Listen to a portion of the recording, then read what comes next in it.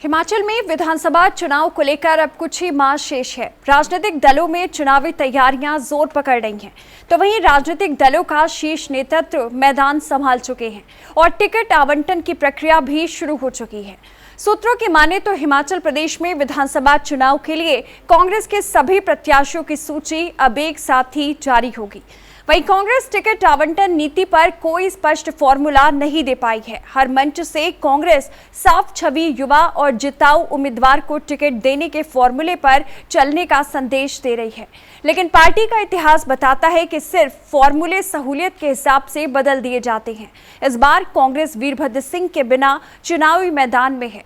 गुटबाजी को नकेलने का जो हुनर वीरभद्र के पास था, वैसा वर्तमान के किसी भी नेता में दिखाई नहीं पड़ता। चुनावी बेला की गुटबाजी जिताऊ प्रत्याशी के गुण अवगुण परखने का समय नहीं दे पाएगी। इन हालातों में हुई तो सत्ता में वापसी का गणित गड़बड़ा सकता है। प्रदेश में 41 सीटों पर कांग्रेस को टिकट आवंटन में ज्यादा मशक्कत नहीं करनी पड़ेगी। यहां प्रत्याशियों के नाम लगभग तय माने जा रहे हैं, लेकिन 27 सीटें ऐसी हैं जहां तलबगारों की लंबी फेहरिस्त ने हाईकमान को पशुपेश में डाल रखा है।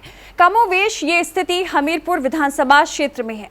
हमीरपुर में कांग्रेस लंबे समय से जीत की तलाश में है। यहां गुटबाजी चरम पर है। कांग्रेस से मुख्यमंत्री पद पर दावा करने वाले 3 प्रमुख गुटों होली लॉज और मुकेश में से हमीरपुर में टिकट की जंग में से कांग्रेस कैंपेन कमेटी के चेयरमैन सुखविंदर सिंह सुक्खू का गुट मजबूत स्थिति में नजर आ रहा है, संख्या बल के आधार पर भी और चेहरों के नएपन के आधार पर भी।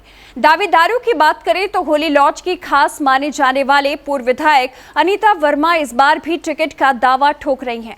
हमीरपुर से 1990 में पहला चुनाव हारने के बाद 1993 के उपचुनाव जीती अनीता वर्मा को इसके बाद 2003 में सफलता मिली थी। इस बीच 1998 और 2007 में हमीरपुर और 2012 में सुजानपुर विधानसभा क्षेत्र से चुनाव हार चुके हैं। लगातार 2 बार रिपीट और 2 हार के बाद 2022 में हमीरपुर से उनकी दावेदारी का कांग्रेस में कड़ा विरोध है, जबकि दूसरे दावेदार हैं 1993 में बमसन यानी कि वर्तमान सुजानपुर से विधायक चुने गए कुलदीप सिंह पठानिया। पूर्व में वीरभद्र सिंह के बेहद करीबी माने जाने वाले पठानिया की निष्ठाएं अब सुखविंदर सिंह सुक्खू के साथ हैं। एक बार फिर वर्तमान में सुजानपुर और 2017 में हमीरपुर से चुनाव हार चुके कुलदीप सिंह पठानिया की दावेदारी विरोध इस बार झेल रही है। बहरहाल हमीरपुर जीतने के लिए कांग्रेस पुराने चेहरों को ही मैदान में उतारती है, वहां नए युवा प्रत्याशी को आजमाती है।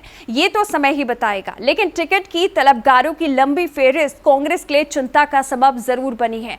दावेदारों में अगले नाम की बात करें तो एडवोकेट रोहित शर्मा का है, जो लंबे समय से हमीरपुर कांग्रेस के संगठनात्मक ढांचे का हिस्सा रहे। रोहित शर्मा भी सुक्खू के खासम खास माने जाते हैं। वर्तमान में जिला कांग्रेस कमेटी के प्रवक्ता का दायित्व निभा रहे रोहित स्टेट बार काउंसिल के सदस्य भी हैं। कॉलेज के समय में एनएसयूआई से जुड़ने के बाद वो वकालत के क्षेत्र में चले गए। इस बीच कांग्रेस से जुड़े और संगठन के लिए जमीनी स्तर पर काम भी कर रहे हैं।